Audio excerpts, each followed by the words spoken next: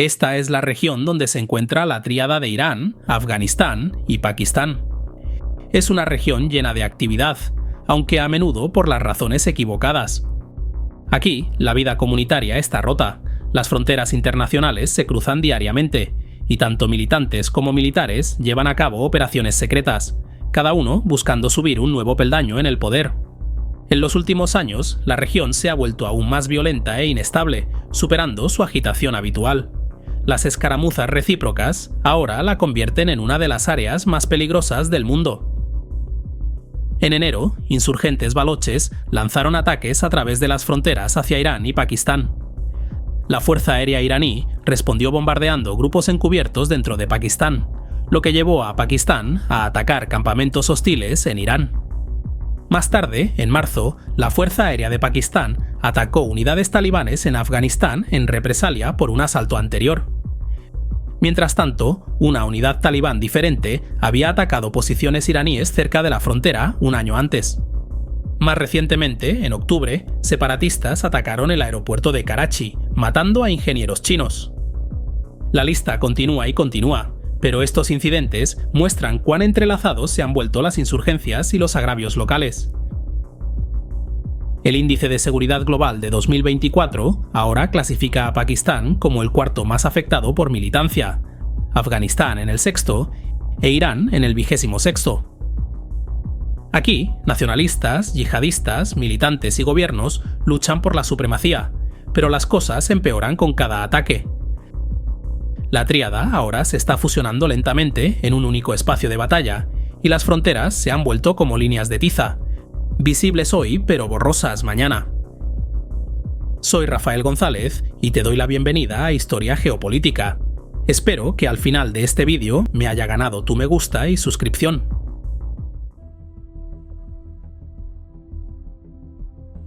Bajo los límites contemporáneos de Asia Central yace el fantasma de Jorasán, que resuena con los recuerdos de antiguos imperios. Una vez un rico centro cultural y político, Jorasán fue gobernado por varios monarcas túrquicos e iraníes, cada uno compitiendo por la dominación.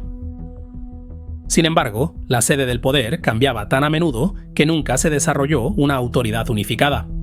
Como resultado, Jorasán se convirtió en la versión asiática del lejano oeste. En los siglos XIX y XX, Jorasán se convirtió en un campo de batalla para los imperios ruso y británico que buscaban ocupar posiciones defendibles. Los rusos avanzaron desde las estepas del norte, mientras que los británicos llegaron desde el sur. Lo que siguió fue un periodo de intenso conflicto geopolítico que erosionó gradualmente la identidad compartida de Jorasán. Atrapado en el fuego cruzado estaba el joven estado afgano. Tanto Rusia como Gran Bretaña buscaban controlarlo. Después de años de hostilidad de un lado a otro, se firmó un tratado de paz en 1893 que convirtió a Afganistán en un estado cliente británico. El Tratado de Paz, elaborado por Henry Durand, estableció la frontera entre la India británica y Afganistán al trazar una línea recta en el mapa, que nombró en su honor. Durand se sentó en su oficina y simplemente calculó hasta dónde podían disparar los soldados de infantería británicos desde sus puestos más occidentales y marcó la línea en consecuencia. No se tuvo en cuenta la geografía, la historia, ni siquiera las realidades existentes sobre el terreno. No obstante, se firmó e impuso la línea Durand en la región. Para los locales, sin embargo, el acuerdo fue un desastre. Cortó directamente comunidades étnicas que habían existido juntas durante siglos. El pueblo pastún fue particularmente afectado, ya que la nueva frontera dividió sus pueblos y ciudades. Los pastunes eran los gobernantes de Afganistán, y mientras muchas áreas pastunes permanecieron en Afganistán, muchas más quedaron fuera de él. Esto incluía a Peshawar, la ciudad de las perlas. Para los pastunes, perder Peshawar fue como perder un brazo o una pierna. Era una realidad que no podían aceptar. Incluso ahora, un siglo después, sucesivos gobiernos afganos han seguido rechazando la línea Durand. Añadiendo leña al fuego, casi 3 veces más pastunes viven en Pakistán que en Afganistán. No es sorprendente que esto alimente fuertes sentimientos irredentistas en Kabul, razón por la cual Afganistán reclama las regiones de Khyber Pakhtunkhwa y Baluchistán de Pakistán. Si un gobierno afgano alguna vez lograra unir al pueblo pastún en una sola entidad política, el dominio pastún en Afganistán, que actualmente representa alrededor del 40% de la población, se fortalecería aún más. Además, el control afgano sobre la escasamente poblada Baluchistán le daría acceso a los océanos del mundo. Estos dos objetivos, convertirse en una mayoría étnica y escapar del aislamiento sin salida al mar, podrían entonces servir como la base para un Estado afgano moderno y centralizado. Esta visión de construcción nacional ha sido compartida por todos los gobiernos afganos, antiguos y nuevos, incluyendo a los talibanes.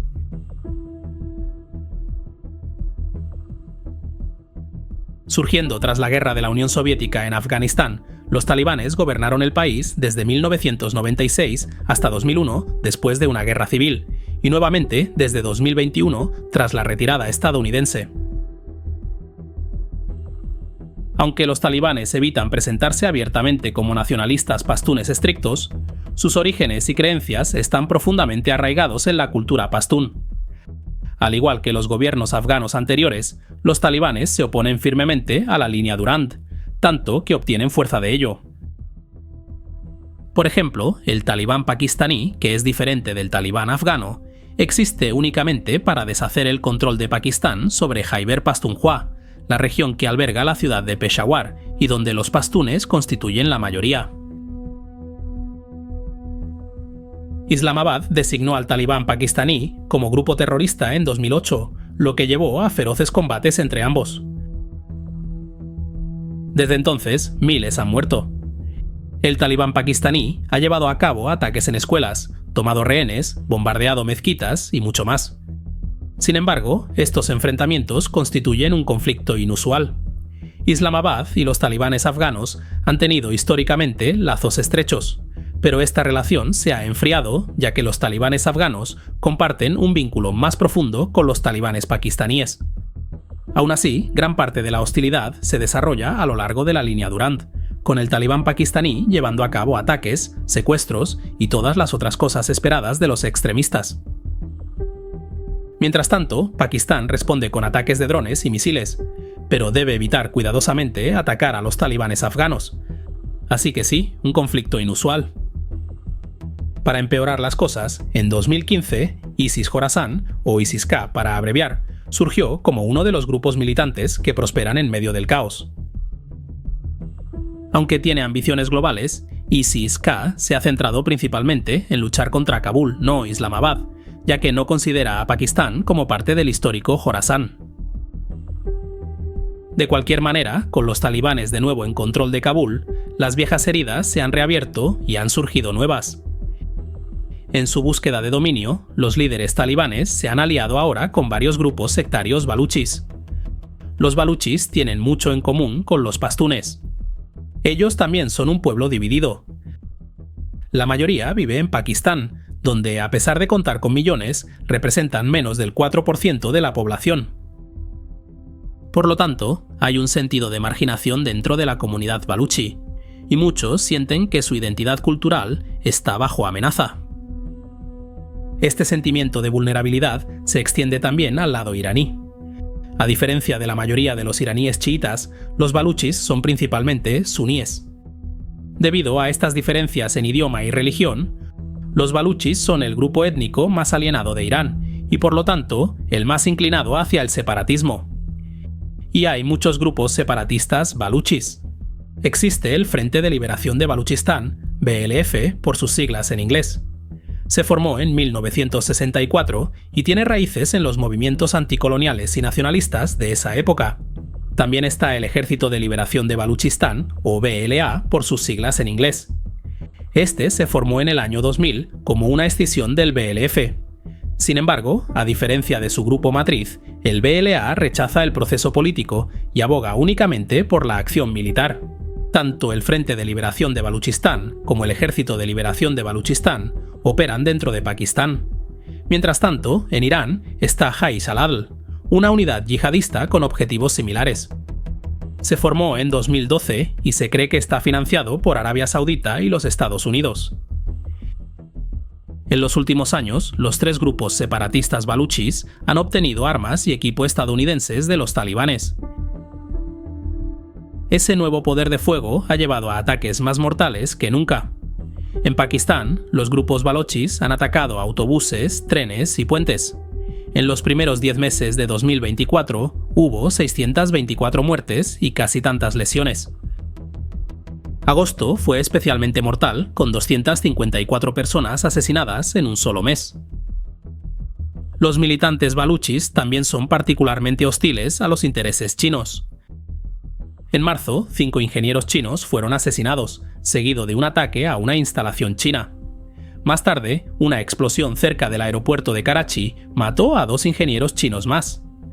Las cosas también han estado tensas del lado iraní. El año pasado, 11 policías iraníes fueron asesinados cerca de la ciudad de Rask. En respuesta, Teherán lanzó ataques con misiles y drones en territorio pakistaní, lo que provocó bajas civiles. Por supuesto, Islamabad tenía que dejar las cosas claras y respondió con ataques aéreos en Irán, lo que resultó en 9 muertes.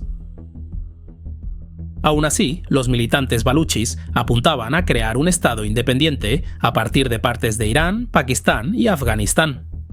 Se podría decir que es miope por parte de los talibanes aliarse con los grupos baluchis, dadas sus reclamaciones territoriales en conflicto.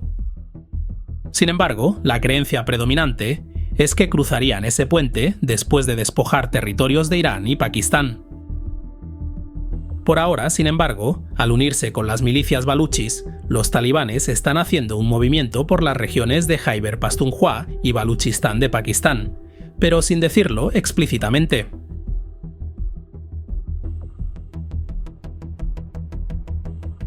Una de las principales fuentes de agitación en esta región es la disponibilidad de recursos o la falta de ellos. El conflicto por el agua entre Irán y Afganistán es un ejemplo principal de esta lucha.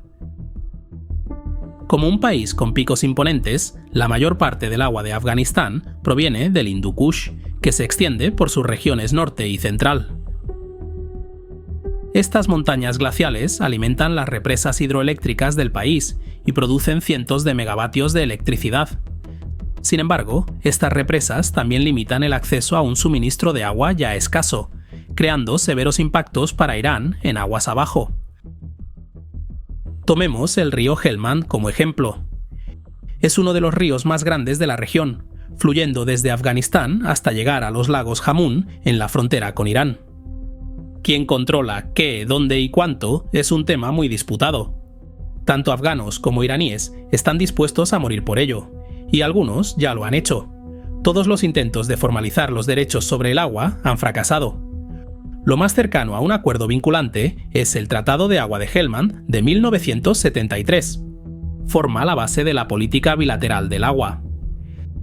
Según el tratado, Irán puede extraer 22 metros cúbicos de agua del río por segundo, con la opción de comprar otros 4 metros cúbicos por segundo en años de lluvia normal. Sin embargo, dado que el tratado nunca fue ratificado, la aplicación depende de la buena fe, algo tan escaso como el agua misma. La agitación política en ambas naciones tampoco ha ayudado. Eventos como el golpe de Estado afgano de 1973, la revolución iraní de 1979, la guerra soviético-afgana, la ocupación liderada por Estados Unidos y el ascenso, caída y resurgimiento de los talibanes han interrumpido proyectos regionales. Como resultado, la planificación de infraestructuras a largo plazo ha sido inconsistente y la geografía local ha pagado el precio. Una comparación de las fotos satelitales de los lagos Jamún de 1998 y 2019 hace evidente cómo tal escasez de agua puede alimentar el conflicto. A lo largo de los años, los enfrentamientos han surgido periódicamente. En 1998, las tensiones se intensificaron hasta el punto en que Irán reunió a casi 200.000 soldados en la frontera afgana, listos para lanzar un ataque. Y aunque Irán finalmente retrocedió, el incidente mostró cuán fácilmente las disputas por derechos hídricos podían convertirse en un conflicto a gran escala. Incluso ahora, las tensiones persisten. Por ejemplo, en mayo de 2023, estallaron enfrentamientos mortales entre guardias afganos e iraníes cerca de los lagos Jamún. 3 personas murieron y cada lado culpó al otro de iniciar la pelea. Discutir quién comenzó qué pasa por alto el punto más importante. Lo que importa es que las fronteras de Irán, Afganistán y Pakistán se están deteriorando, cada una a su propio ritmo y entorno. Islamabad, Teherán y Kabul han fallado en mantener bajo control las fuerzas étnicas, nacionalistas e ideológicas en juego. Gradualmente, la región desde el noroeste de Pakistán hasta el sureste de Irán y el sur de Afganistán se está fusionando en un único espacio de batalla. La trata de personas, el contrabando de drogas, los combatientes yihadistas, las milicias marginales y las facciones separatistas se están fusionando en una crisis de seguridad masiva y autodestructiva que se consume a sí misma. Esta tríada ya puede ser el lugar más peligroso del mundo. Pero una amenaza aún mayor se avecina si la situación continúa escalando.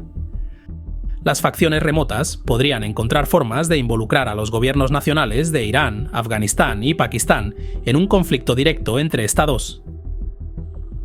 Algunos de los conflictos armados más devastadores en la historia mundial fueron desencadenados por pequeñas potencias. Se llama la teoría de la provocación proxy. Explica cómo las potencias más pequeñas pueden manipular o influir en los más grandes para entrar en conflicto, creando situaciones que obligan a las potencias mayores a responder de manera que favorezcan los intereses de las potencias más pequeñas. Si las cosas continúan así, la suerte y la razón eventualmente se agotarán y se producirá un conflicto regional. Y una vez que llegue la tormenta, será demasiado tarde para correr a refugiarse en las colinas. Un fuerte abrazo a los mecenas que apoyan mi independencia informativa. Suscríbete y deja un me gusta para apoyar el canal. Gracias por tu visita y nos vemos en el futuro.